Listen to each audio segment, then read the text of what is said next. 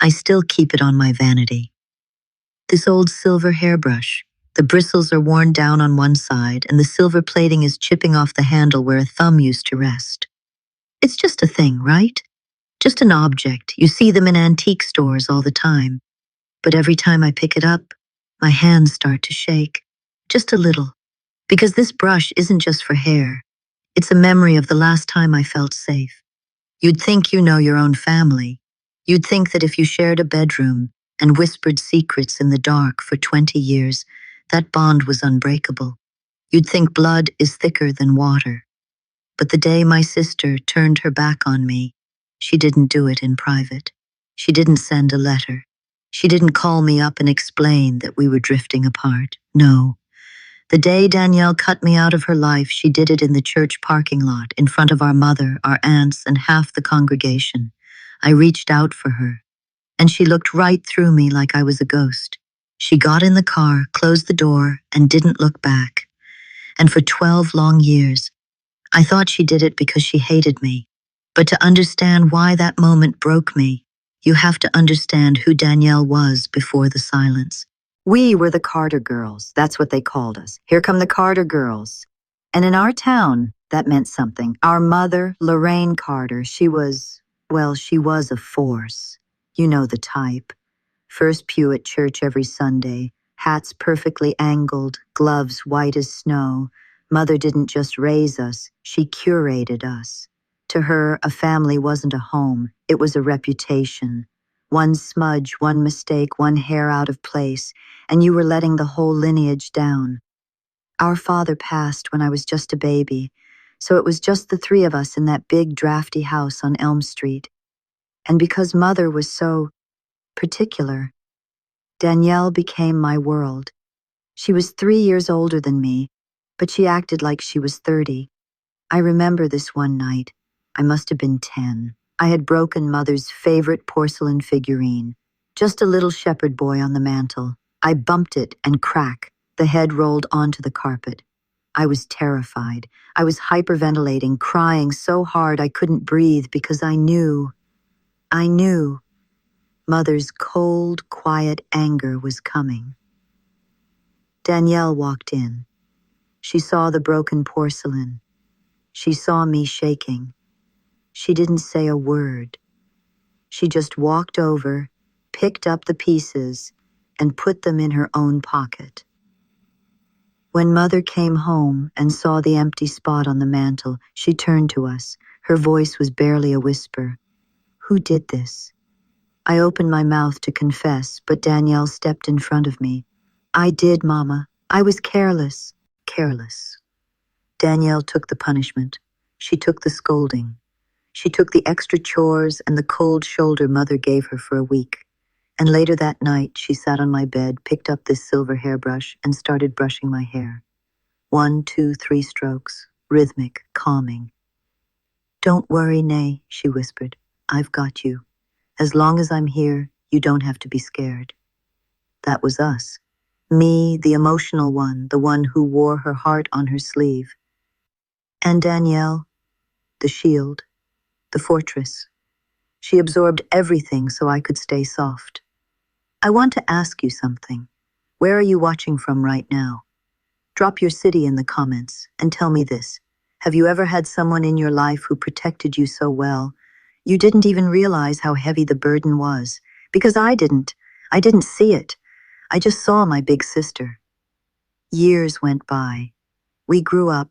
I became a teacher. Danielle went into nursing. It fit her. She was always fixing things that were broken. But things started to change when I met Michael. I was 26. Michael was, he was wonderful. Kind, soft-spoken, worked in construction but read poetry on his lunch breaks. He didn't come from a known family like the Carters. He was a nobody in our town's social ladder, but he loved me. I remember the day I brought him home to meet them. Mother sat in her high-backed chair stirring her tea, the spoon clinking against the china like a warning bell. She looked Michael up and down like he was a stain on her carpet. She was polite. Lorraine Carter was always polite. But it was that icy politeness that cuts deeper than a knife. "So," Mother said, You don't know who your father was, Michael? Michael looked down. No, ma'am. He left before I was born. My mom raised me on her own. Mother just hummed. A low, disapproving sound. But Danielle? Danielle was acting strange. Usually Danielle would be the bridge. She'd make a joke, she'd pour more tea, she'd smooth over Mother's edges.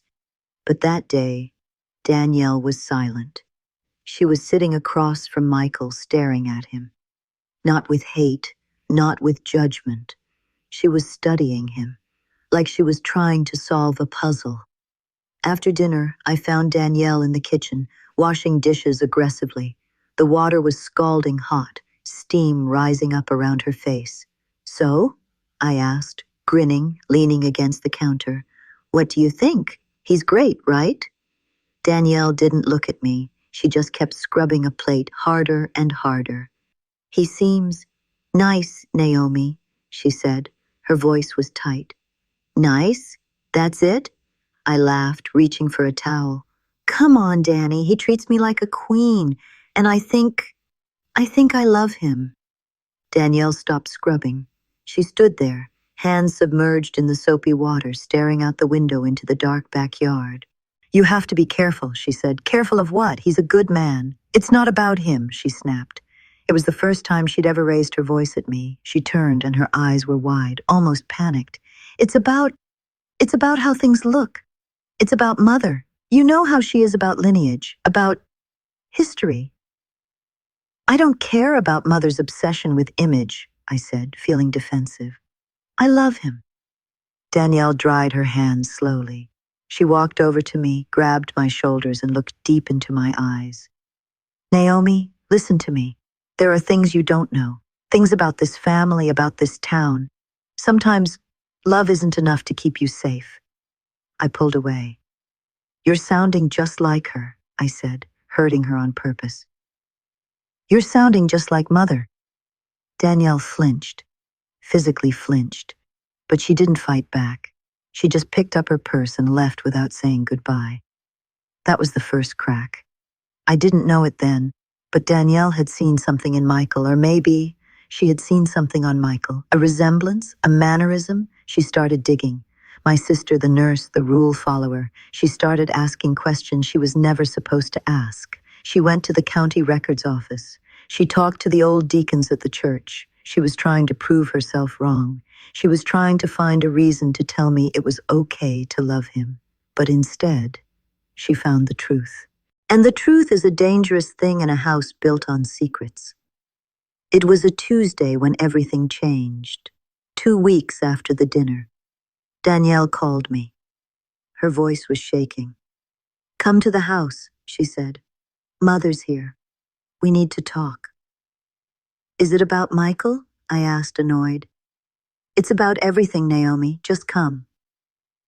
I drove over, annoyed, rehearsing my speech about how I was an adult and I could date who I wanted. I parked my car.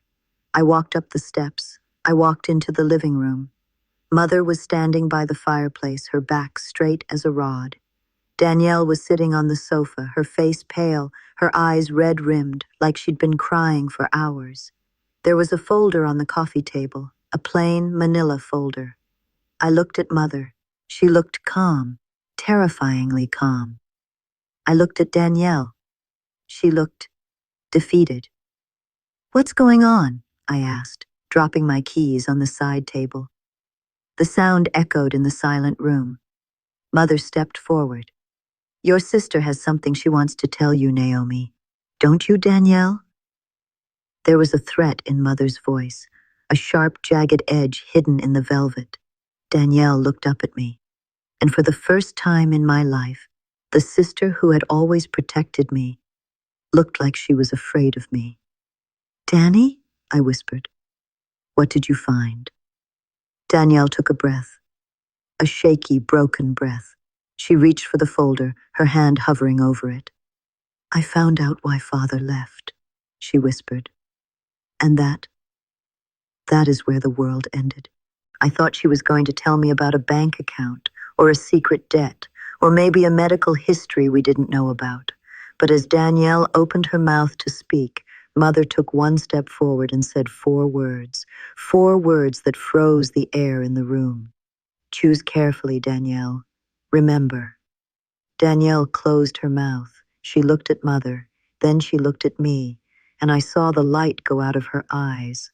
I can't, Danielle whispered. I can't do it. I didn't know what she meant.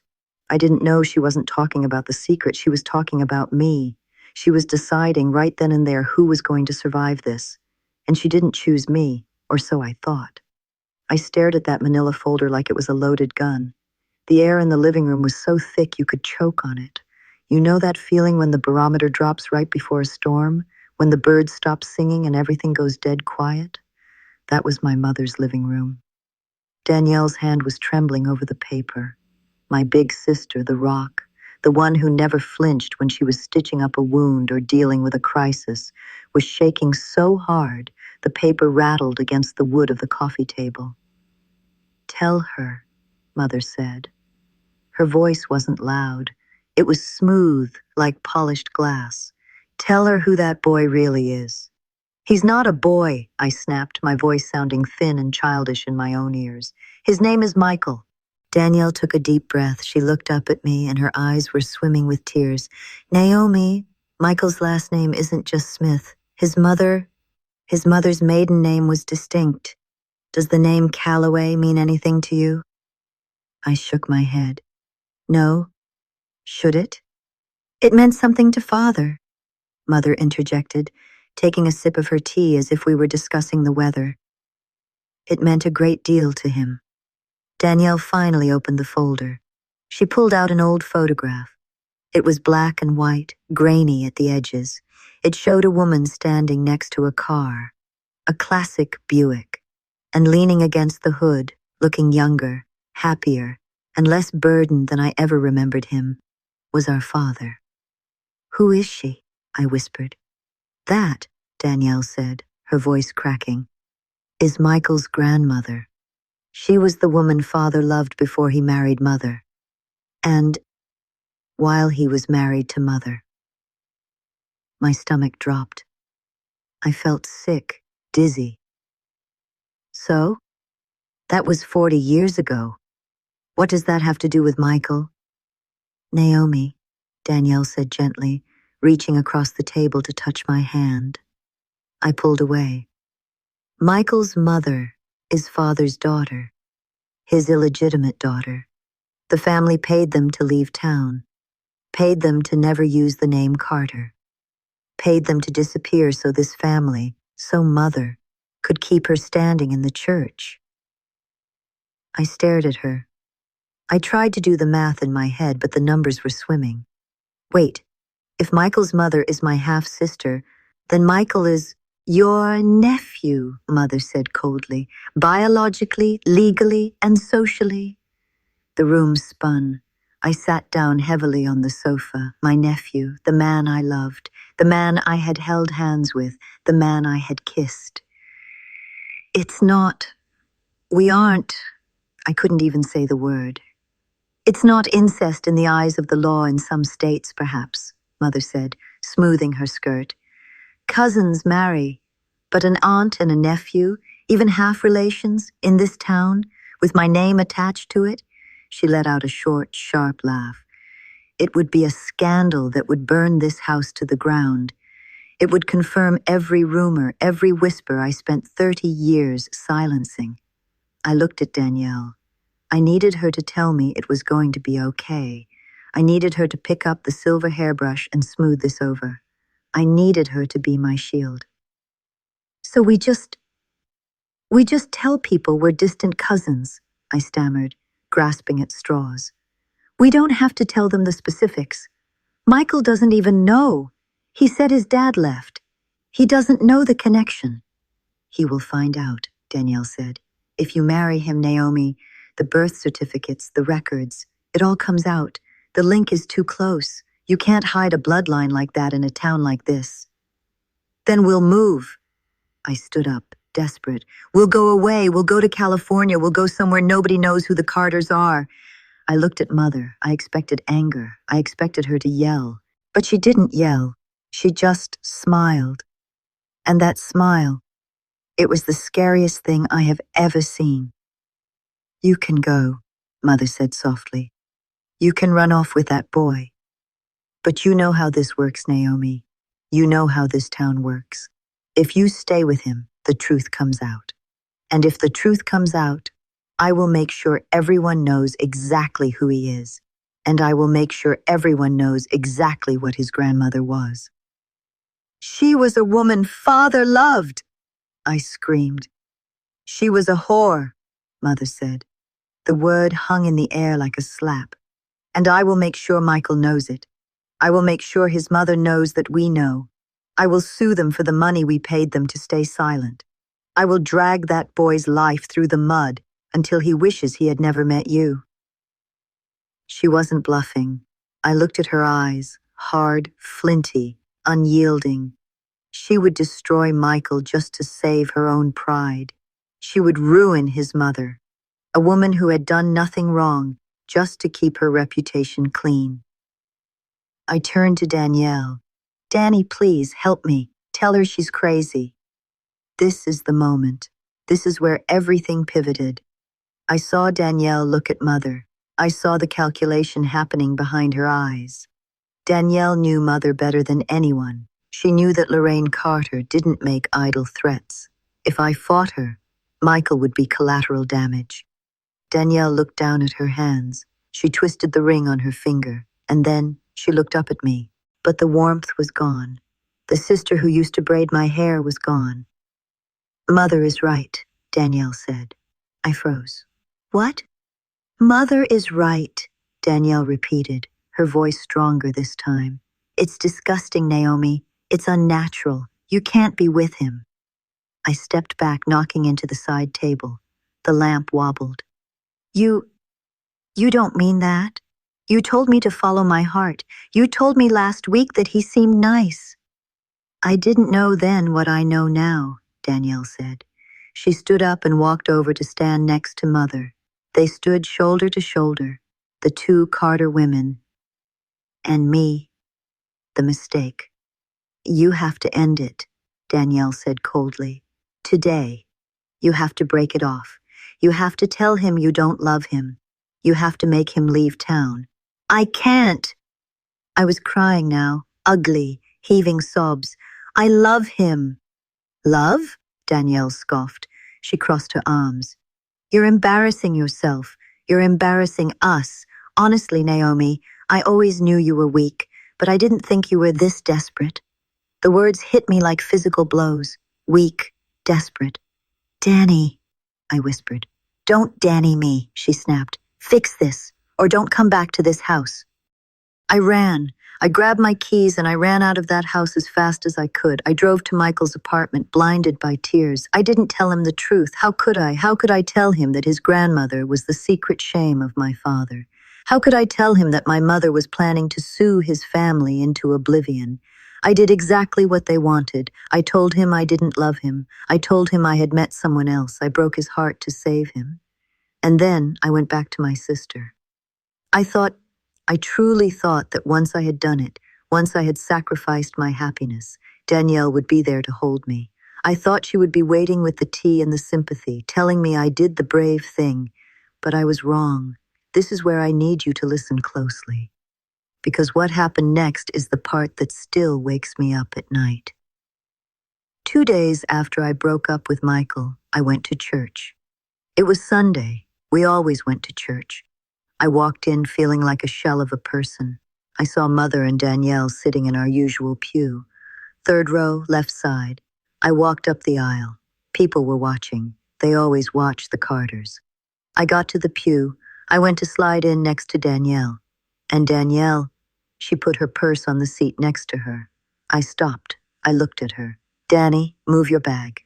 She didn't look at me. She stared straight ahead at the altar, her profile sharp and cold. "Danielle," I whispered, panic rising in my throat. "People are staring. Move your bag."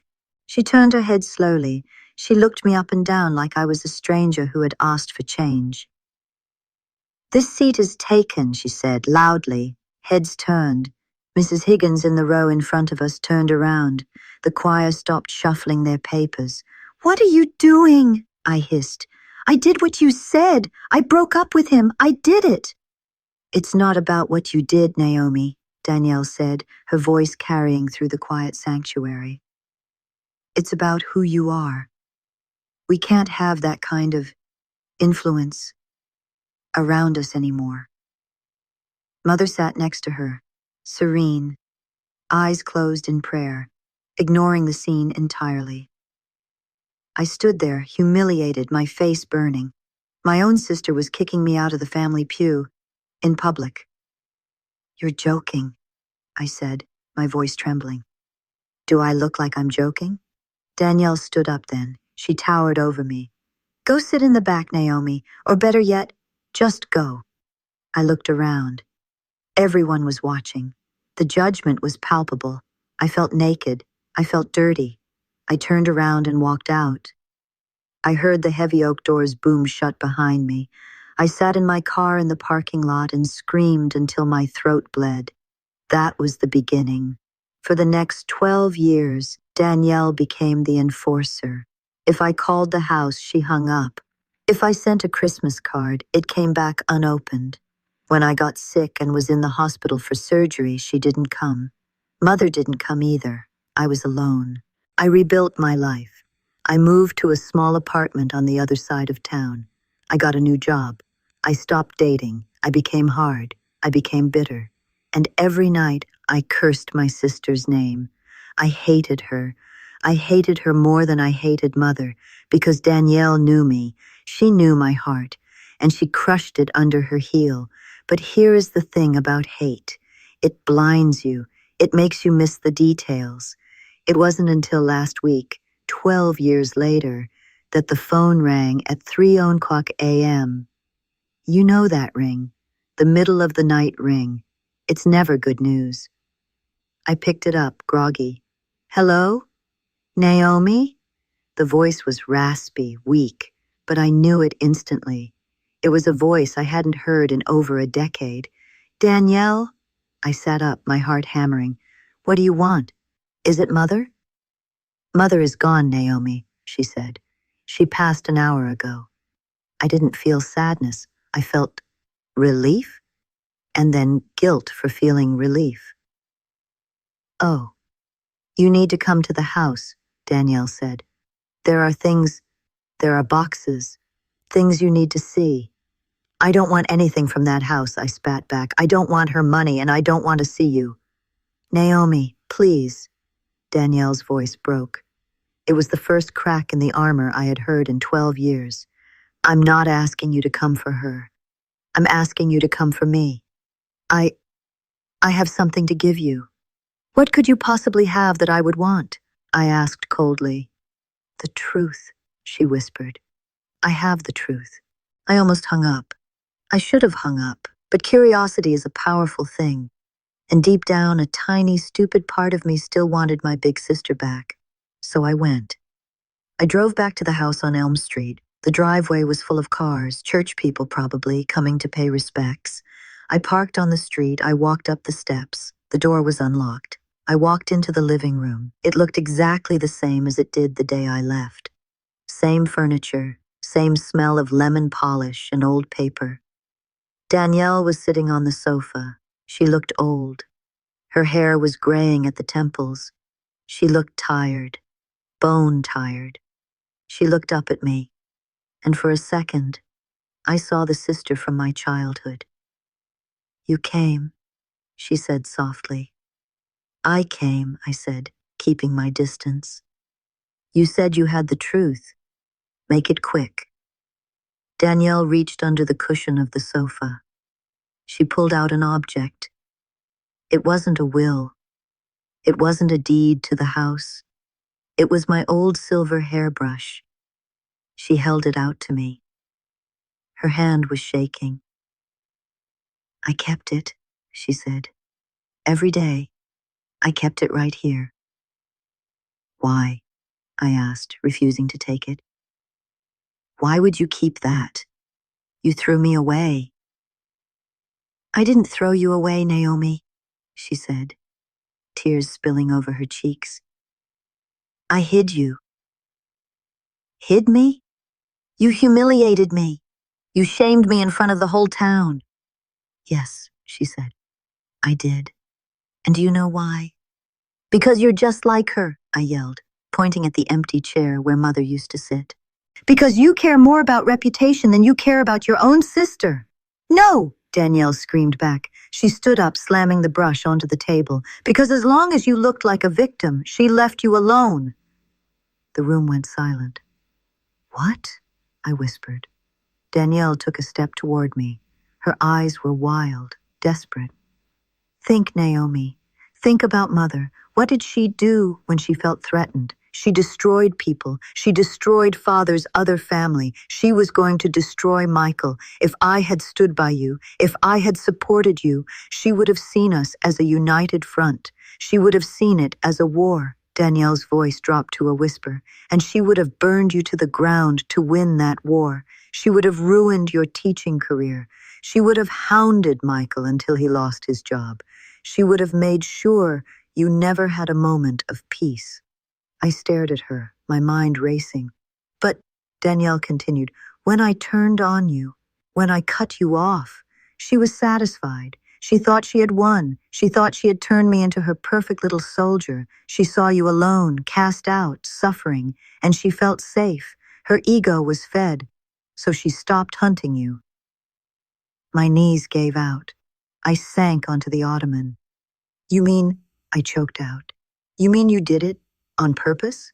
I had to make it look real, Danielle sobbed. I had to be cruel. I had to be colder than she was, because if she sensed even for a second that I was still on your side, she would have started the attacks again. She fell to her knees in front of me. She grabbed my hands. Her grip was tight, desperate. I lost my sister for 12 years, she wept. I watched you struggle from a distance. I drove past your apartment at night just to see your lights on, just to make sure you were okay. But I couldn't stop. I couldn't call, because she was always watching. I looked at my sister. I looked at the gray in her hair. I looked at the lines on her face. I realized then that while I had been living in the prison of my anger, she had been living in the prison of that house. She had stayed with the monster to keep the monster fed, so the monster wouldn't come for me. She's dead now, Danielle whispered, putting her head in my lap. She's finally dead, and I can finally tell you. She looked up at me, her eyes pleading. I didn't turn my back on you, Naomi. I stood in the doorway so she couldn't get out. I sat there on the ottoman, the velvet fabric rough against my legs, staring at my sister. The woman I had spent 12 years hating was kneeling on the Persian rug, her head in my lap, shaking with exhaustion. You know, they say the truth sets you free, but they don't tell you that sometimes the truth hits you like a freight train first. My brain was trying to rewire itself. Every memory I had from the last decade, every lonely Christmas, every birthday spent staring at a silent phone, every time I cried myself to sleep wondering what was wrong with me. I had to rewrite all of it. I hadn't been abandoned. I had been quarantined. I looked down at Danielle.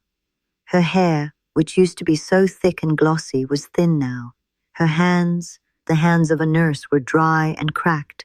She looked like a soldier who had just walked off a battlefield, covered in invisible shrapnel. Get up, I whispered. My voice sounded rusty. Danny, get up, please. She pulled back slowly, wiping her face with the back of her hand. She looked ashamed. She looked like she expected me to hit her. I didn't want you to know, she said, her voice trembling. I wanted to take it to the grave. I thought, if I told you, you'd hate me for letting you suffer. Hate you? I let out a sound that was half laugh, half sob. I've hated you for 12 years, Danielle. I'm just trying to figure out if I'm allowed to stop. I reached out and took the silver hairbrush from the table. It was heavy, cool to the touch. I ran my thumb over the bristles. You said you watched me, I said. What did you mean? Danielle sat back on her heels. She took a deep breath, and for the first time I saw a flash of the old steel in her eyes. The protector. Wait here, she said. She got up and walked over to the antique secretary desk in the corner, Mother's desk, the place where bills were paid and judgments were handed down. Danielle opened the bottom drawer. It was locked, but she pulled a key from her pocket. She pulled out a shoebox, a plain, battered shoebox. She brought it over and set it down between us. Open it, she said. I lifted the lid. Inside, there were no letters. There were no diaries.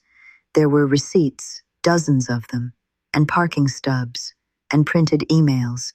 I picked up the top paper. It was a receipt from the florist down on 5th Street, dated 3 years ago, for a bouquet of lilies sent to Naomi Carter. I frowned. I never got lilies 3 years ago. I got lilies from the staff at the school when I won Teacher of the Year. Look at the signature on the receipt, Danielle said softly. I looked. Paid by cash. Note. Sign it from the staff. I looked up at her. You sent them? She nodded. Mother forbade me from acknowledging your award. She said it was a mediocre achievement for a mediocre mind, but I couldn't let you celebrate alone. So I went to the florist. I paid cash so it wouldn't show up on the bank statements Mother monitored. I dug deeper into the box. I found a hospital parking stub dated from 5 years ago. The date? My blood ran cold. This date, I said, holding it up. This is the day I had my appendix out. It burst. I was in emergency surgery at 2 a.m. I remembered waking up in that recovery room. The walls were green. The hum of the machines was so loud. I remembered looking around, hoping, praying someone would be there. But the chair next to my bed was empty. I had cried myself back to sleep because I realized I truly had no one. I was there, Danielle whispered. No, you weren't. I shook my head, tears stinging my eyes again. The chair was empty. I checked. I wasn't in the room, Naomi. I was in the hall, just outside the door. She reached into the box and pulled out a styrofoam coffee cup, flattened and dried out. On the side, written in black marker, was the time, 4:12 a.m. I stood outside your door for 6 hours, she said. I watched the monitors.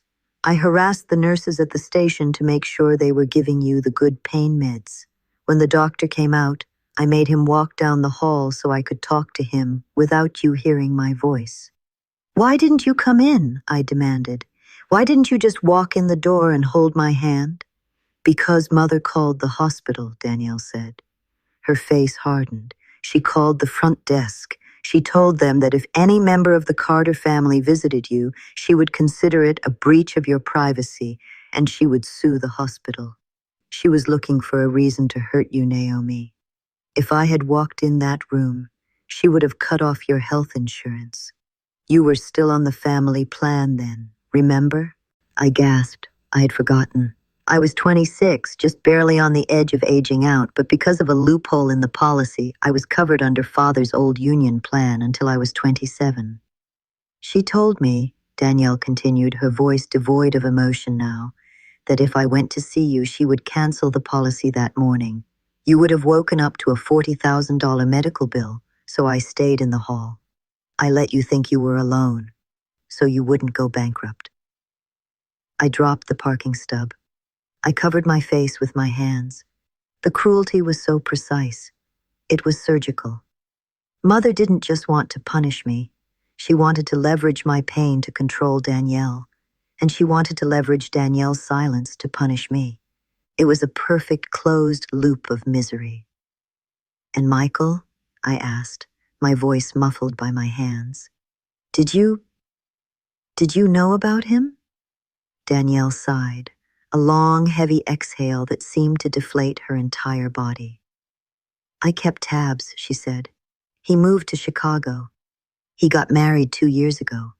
He has a little girl. I felt a pang of jealousy, sharp and hot, but it faded quickly. He was safe. He was happy. Did Mother try to hurt him? She tried, Danielle said.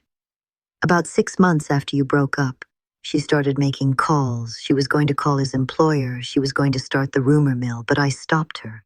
How? I made a deal, Danielle said. She looked around the living room at the heavy velvet drapes, the dark wood, the oppressive silence of the house.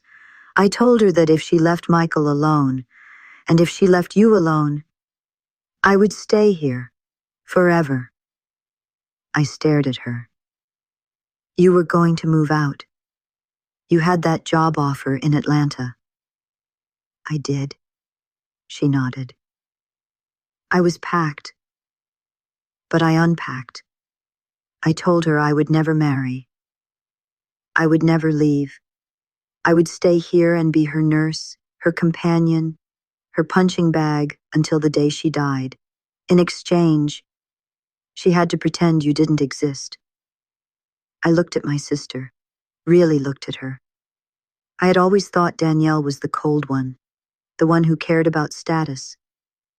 But she had sold her own life, her own future, her own chance at love, just to buy my safety. She had sentenced herself to life in prison in this house so I could be free. You gave up everything, I whispered. I didn't give up everything, she said softly. She reached out and touched my knee. I kept the best part. I kept you safe. We sat there for a long time. The clock on the mantel ticked. Tick-tock, tick-tock. It was the heartbeat of the house, slow and steady and indifferent. So she's really gone? I asked. Yes, Danielle said. Heart failure. It was quick in the end. She was sitting in that chair. She pointed to the high-backed wing chair by the fireplace. She was drinking her tea. She looked at me and said, "Is the silver polished?" And then she closed her eyes. And that was it. Did she ever ask for me? Danielle hesitated. She looked away. Danny. No, she said, she didn't. In fact, her last instructions were about the funeral. She gave me a list of who sits where. She put you in the back row, Naomi. Even in death, she wanted to put you in the back row. I felt a surge of anger, hot and bright. Well, I'm not sitting in the back row. No, Danielle said firmly. You're not. You're sitting right next to me. And if anyone says a word, I will burn this church to the ground. We smiled. It was a small, fragile thing, that smile. But it was there. What do we do now? I asked. Danielle stood up. She smoothed her skirt. She looked at the silver hairbrush on the table. Now, she said, we survive the funeral. And then we burn the will. I blinked. What? I haven't read it yet, Danielle said, walking over to the desk again. But I know where it is. It's in the safe. And I know what it says. She told me 1,000 times. She left the house to the church. She left the money to a foundation for family values. She left us nothing, Naomi. She wanted to make sure that even after she was gone, we would have to crawl. She picked up a heavy iron key from the desk. But here is the thing about Mother, Danielle said, her voice turning icy. She thought she was smarter than everyone. She thought fear was the only way to lead, but she forgot one thing. What's that? She forgot that I'm the one who administers the morphine, Danielle said darkly, and she forgot that I'm the one who knows the combination to the safe. She looked at me. Do you want to see it? Do you want to see the final piece of hate she left for us? My heart was hammering against my ribs. Part of me wanted to run. Part of me wanted to grab my keys and drive back to my quiet, lonely apartment and pretend none of this ever happened. But I couldn't leave her again, not after I knew the price she had paid. Open it, I said. Danielle walked to the painting of the ship on the stormy sea, the one that had always terrified me as a child. She swung it aside. There was a small wall safe. She spun the dial, left, right, left, click. She pulled the handle. The heavy metal door swung open. Inside, there was a stack of papers and a single, sealed white envelope. On the front of the envelope, in Mother's elegant, spidery handwriting, was one word, Naomi. Danielle froze. She hadn't expected that. It's for you, she whispered. I stood up. My legs felt like jelly. I walked across the room. The distance felt like miles. I reached out and took the envelope from Danielle's hand. To my daughter Naomi, the letter read, I leave you this estate, the money, and the Carter name. You were the only one strong enough to leave. You were the only one who didn't stay and beg for scraps. Your sister stayed. She accepted her cage. She is weak, just like your father was. You have the blood of a queen. She has the blood of a servant. I leave her nothing, because she is worth nothing. Silence. Absolute, suffocating silence. Danielle lowered the paper. She looked at me. She had given up her life to protect me from Mother's hate. She had stayed in the cage to keep me safe. And Mother, in her final, twisted act, had rewarded me for leaving and punished Danielle for staying. She had used her last breath to try and drive a wedge between us that could never be fixed. She thinks, Danielle's voice was a whisper, she thinks I stayed because I was weak. Danny, no, I reached for her. She was crazy. She was evil. But Danielle stepped back. She looked at the letter. Then she looked at the house around us, the house she had cleaned and maintained and suffered in for 12 years. She left it all to you, Danielle said. A strange, cold look entered her eyes. You own the house. You own the money. You own me. No, I cried. It's ours. We share it. Do we? Danielle looked at the silver hairbrush on the table. Or is this just her final game? She knew Naomi. She knew that if she left it to you, I would have to ask you for permission to stay in the home I saved. She looked at me, and for a second I didn't see my sister. I saw a stranger who had just realized that her sacrifice had been turned into a joke. I think, Danielle said quietly, you should leave. What? Leave, Naomi. Take your house, take your money, but get out. Danny, stop it. This is what she wants. She wants us to fight. Well, Danielle said, dropping the letter on the floor, she usually gets what she wants, doesn't she? She turned her back on me. And this time, I was the one holding the weapon. They say funerals are for the living, not the dead. And they're right. Today wasn't about saying goodbye to Lorraine Carter. It was about seeing who would survive her.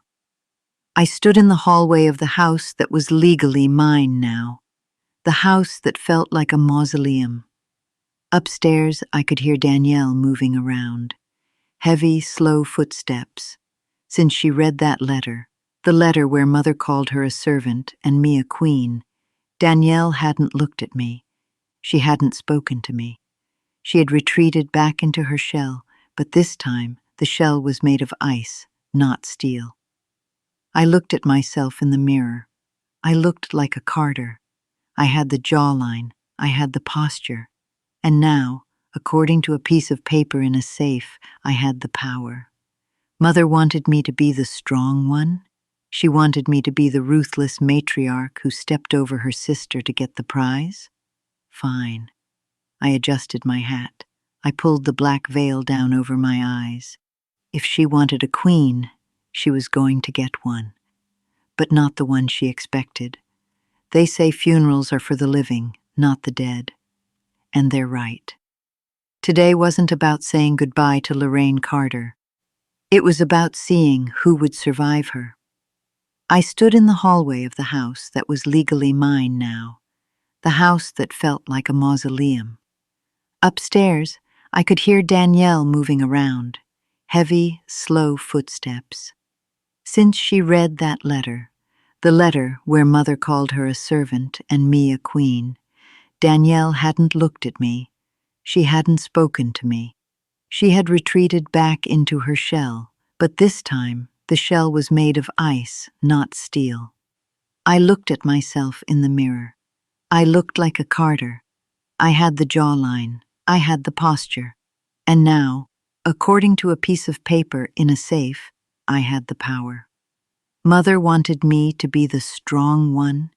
She wanted me to be the ruthless matriarch who stepped over her sister to get the prize. Fine. I adjusted my hat. I pulled the black veil down over my eyes. If she wanted a queen, she was going to get one, but not the one she expected. Danielle came down the stairs. She was wearing an old gray suit, one I remembered from 10 years ago. It was slightly too big for her now. She looked small, diminished. She wouldn't meet my eyes. "The car is here," Danielle said to the floor. "I told the driver to take you first. I'll take the second car, as is appropriate." She was doing it. She was accepting the role Mother had assigned her, the servant, the second fiddle. I walked over to the table where the silver hairbrush still sat. I picked it up. I put it in my purse. "Cancel the second car," I said. Danielle flinched. "What?" "We are riding together," I said. My voice was low, devoid of room for argument. "And we are walking in together." "For 12 years," I continued, my voice rising, "you all thought I was the black sheep. You thought I was cast out because I was a sinner. You thought Danielle cut me off because she was righteous." I laughed, a harsh, dry sound. "My sister cut me off to save me from the woman lying in this box. She took the abuse, she took the isolation, she took the erasure of her own life so that I could be free. She let you all think she was cold just so our mother wouldn't burn my life to the ground." I slammed the hairbrush down on the pulpit. Crack. "You call her a servant?" I pointed at Danielle. "She is the only person in this room who knows what the word sacrifice actually means. She isn't a servant. She is a warrior, and she is the only Carter worth a damn." I looked at the casket. "Mother left a letter," I said. "She left everything to me. She called Danielle weak. She tried, even in death, to make us hate each other." I picked up the hairbrush again. But Mother forgot one thing. She forgot that she didn't raise me. Danielle did. I walked down the steps. The room was so quiet you could hear a pin drop. I walked over to the pew. I didn't sit down. I held out my hand to Danielle. "Come on," I said. "Where?" she whispered, tears streaming down her face. "We're leaving," I said. "We're done with her." Danielle looked at the casket. She looked at the minister. Then she looked at me, and for the first time in 12 years, I saw the spark return. She stood up. She took my hand. We walked down the center aisle. Together. Nobody said a word. As we passed the back pew, Mrs. Higgins stood up. She bowed her head to Danielle. Then another person stood, then another. We burst out of the church doors into the fresh air. The sun was shining, the birds were singing. It felt like breaking the surface after drowning for a decade. We got into the car. The door closed, sealing us in the quiet safety of the limo. Danielle looked at me. She was crying, but it wasn't the hopeless crying of the night before. It was a release. "You're crazy," she laughed through her tears. "You're absolutely crazy. You just insulted the entire town." "I don't care," I said, leaning back and kicking off my heels. "I'm the queen, remember? I can do what I want."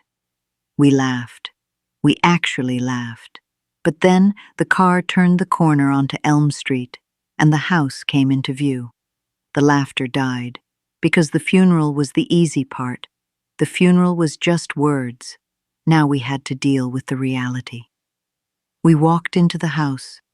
It was still filled with Mother's things, her smell, her presence, and on the desk, that letter was still lying where Danielle had dropped it.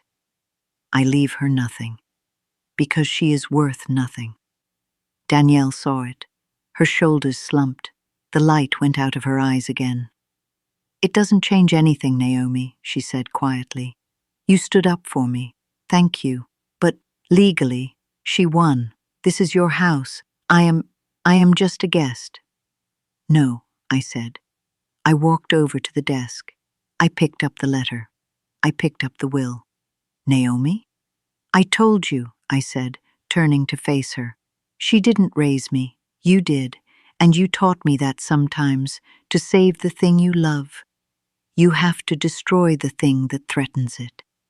I looked at the fireplace. There was a fire laid there, unlit, ready for the evening. I walked over to the mantel. I picked up the long box of matches. What are you doing? Danielle asked, her voice trembling. I struck a match. The flame flared up, orange and blue. She used this fortune to control us, I said, holding the paper near the flame. She used this house to imprison you. She used this money to silence Father's other family. I looked at my sister. I don't want it, Danny. It's blood money, it's poison.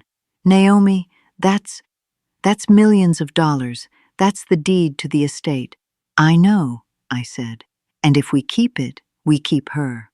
We keep the hierarchy. We keep the queen and the servant. I held the flame closer to the edge of the will. The paper started to curl. I want to start over, I said. Just us, the Carter girls. No legacy, no reputation, just us. I looked at her. Stay or run, Danny. It's up to you. Do we keep the poison, or do we burn it out? Danielle stared at the flame. She looked at the house that had been her prison. She looked at the will that had declared her worthless. She walked over to me. She didn't try to blow out the match. She reached into the box. She pulled out a match of her own. Here is the finale. We are going to bring this home with the same emotional weight we started with. The flame on Danielle's match flickered. It was a tiny thing, just a scrap of wood and sulfur, but in the dim light of that oppressive living room, it looked like a torch. I watched my sister. For 12 years, she had been a ghost in this house. She had walked on eggshells, lowered her voice, and made herself small to fit into the box Mother had built for her. But now, standing there in her funeral suit, with the firelight dancing in her eyes, she looked dangerous. She looked free. Do it, she whispered. She didn't wait for me. She reached out and touched her match to the corner of the letter that had called her a servant, the letter that had tried to poison me against her. The paper curled. Black edges ate into the elegant handwriting. The word weak turned to ash. The word nothing disappeared in a puff of smoke. I held the will, the legal document that gave me everything and left her destitute. I looked at it one last time. It was a fortune. It was security. It was the kind of money that changes lives. But looking at Danielle, I realized it was also a leash. I touched my match to the other side. We dropped the burning papers into the fireplace. We watched them flutter down onto the grate. The flames roared up, hungry and bright. We stood there, shoulder to shoulder, watching 30 years of manipulation turn into gray dust. It's not legal, you know, Danielle said, a small, weary smile playing on her lips. Burning the copy doesn't change the court filing. The lawyers still have the original. I know, I said, watching the last of the letter disintegrate. But I don't care about the lawyers. I needed her to see it, wherever she is. I turned to Danielle. We aren't keeping it, Danny. The house, the furniture, the Carter legacy. We're selling it. Danielle looked around the room.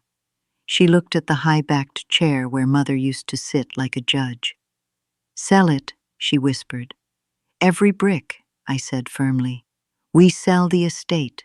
We take the money, all of it, and we split it down the middle, 50-50, partners, just like we were when we were kids. But the letter said, the letter is ash. I pointed to the fireplace. I'm the owner, right? The queen? Well, the queen decrees that we are done with this town. We are done with the whispers. We are done with the history. Danielle let out a breath she seemed to have been holding for a decade. She slumped against me, and I wrapped my arms around her. We stood there in the center of the house that had tried to destroy us, holding each other up. Okay, she wept into my shoulder. Okay. You'd think the end of the story is the fire. You'd think the big dramatic moment is where the credits roll. But real life isn't like that. Real life is what happens after the smoke clears. It's been 6 months. I want to show you something. We moved. We didn't go to California, and we didn't go to Paris. We moved 3 towns over. Close enough to visit Father's grave if we want to. We haven't yet. But far enough that nobody knows who the Carter girls are. Here, we're just Naomi and Danielle. The sale of the house was a scandal, of course. The Historical Society tried to block it. The church tried to guilt us into donating it. Mrs. Higgins actually came to the door and told me I was desecrating a landmark. I told her that some landmarks are actually just gravestones and closed the door in her face. It felt good. We sold everything. The china, the silver, the heavy velvet drapes. We kept almost nothing, except one thing. I'm sitting on the back porch. It's a Sunday morning. The air smells like rain and fresh coffee. The screen door opens and Danielle walks out. You wouldn't recognize her. She cut her hair. It's a bob now, chic and modern. And she stopped dyeing it to hide the gray. She lets the silver shine through. She's wearing jeans. Jeans, can you believe it? And a t-shirt that has paint on it because she's taken up watercolors. She looks 10 years younger. She looks like the sister I lost, finally found again. Coffee's ready, she says, setting a mug down on the table. And I think I burned the toast, but don't tell me, just eat it. I laugh. I like burnt toast. She sits down next to me. She looks at the brush in my hand. You're still holding on to that thing? She asks, teasing gently. It's a good brush, I say. It's a symbol, she counters. You should have burned that too. No, I shake my head. The letter was a symbol of hate. This, I run my thumb over the worn handle. This is a symbol of protection. You used this to comfort me when I was scared. You used this to hide the truth until I was strong enough to hear it. Danielle looks out at the garden. Her smile fades a little, replaced by a thoughtful, quiet look. Do you ever think about him? She asks softly. I don't have to ask who she means. Michael, I ask. Yeah. I take a sip of coffee. The steam warms my face. I do, I admit. I looked him up. You were right. He's happy. He looks settled. Do you think, Danielle hesitates, do you think we should tell him about who he is? About the money? This was the question that had hung over us since the funeral. We had millions of dollars now. Technically, some of that blood money belonged to Father's other family, to Michael's mother. To Michael, I looked at my sister, the moral compass. I wrote a check, I said. Danielle turned to me, surprised. You did? I sent it to his mother, I said, anonymously, through a lawyer. It wasn't an apology because I can't explain everything without ruining their lives too. But it was restitution. It was half of Father's share. Did she take it? She cashed it yesterday, I smiled. Maybe they'll buy a house. Maybe they'll send that little girl to college. Maybe they'll just have an easier life. Danielle nodded slowly. Good, that's good. But I'm not contacting him, Danny, I said firmly. That door is closed. If I walked back into his life now, with this truth, it wouldn't be love. It would be a grenade, just like the one Mother left us. You're protecting him, Danielle whispered. I'm learning from the best, I said, bumping her shoulder with mine. She laughed. It was a real laugh, not the polite titter she used to give at church teas. A belly laugh. Come here, I said. What? Sit here, on the floor. Naomi, I'm 41 years old. My knees don't like the floor. Humor me. She rolled her eyes, but she slid off the chair and sat on the rug between my legs, her back to me. I picked up the silver hairbrush. I began to brush her hair. 1, 2, 3. The rhythm was instant. It was a language we hadn't spoken in decades, but our bodies remembered it perfectly. I felt her shoulders drop. I felt the tension leave her neck. "I'm sorry," I whispered to the back of her head. "For what?" she murmured, eyes closing. "For believing the lie, for letting you sit in that pew alone. For 12 years, I cursed you. I should have known. I should have known you wouldn't just leave me." Danielle reached up and covered my hand with hers, stopping the brush. "You weren't supposed to know," she said firmly. "That was the point. If you had known, you would have come back to rescue me, and she would have destroyed us both." She turned around to face me. "Naomi, listen to me. We lost 12 years. That's a tragedy. But we won the rest of our lives. That's a victory." I looked at her, my big sister, the servant who became the savior. I thought about the title of my story, the day my sister admitted why she turned her back on me. But that wasn't the real story, was it? The real story was that she never turned her back. She just stood in front of the bullets so I wouldn't see the gun. "You know," I said, wiping a tear from my cheek, "Mother was right about one thing in that letter." "Oh, yeah?" Danielle raised an eyebrow. "What was that?" "She said I was the queen." Danielle snorted. "Please, don't let it go to your head." "No, listen," I smiled. "If I'm the queen, and this is my castle—" I put the brush down on the table with a definitive clack. "Then I hereby decree that nobody in this house ever has to keep a secret again. If we hurt, we say it. If we're mad, we scream it. No more silence. No more protecting each other from the truth." Danielle looked at me. She studied my face, searching for any sign of the old, fragile Naomi. She didn't find her. "Deal," she said. She picked up her coffee mug. I picked up mine. We clinked them together like champagne flutes. "To the Carter girls," she said. "No," I corrected her. "To the sisters. The silver hairbrush sits on the mantel now, not hidden in a drawer, not weaponized, just a brush. Sometimes, when the light hits it in the afternoon, I think about the secrets families keep. I think about how easy it is to judge someone when you only see the action, not the reason. We spend so much time wondering if people love us enough to stay. We rarely ask if they love us enough to let us go. My sister broke my heart to save my life. And given the choice, I think I'd let her do it again. But I'm glad she doesn't have to. I want to thank you for listening to our story. It wasn't easy to tell. I have one last question for you, and I want you to be honest. Is there someone in your life you've cut off? Someone you haven't spoken to in years because you think they wronged you? Maybe they did. Or maybe, just maybe, there's a part of the story you don't know yet. Call them, write the letter, even if you don't send it. Because 12 years is a long time to be wrong. I'm Naomi.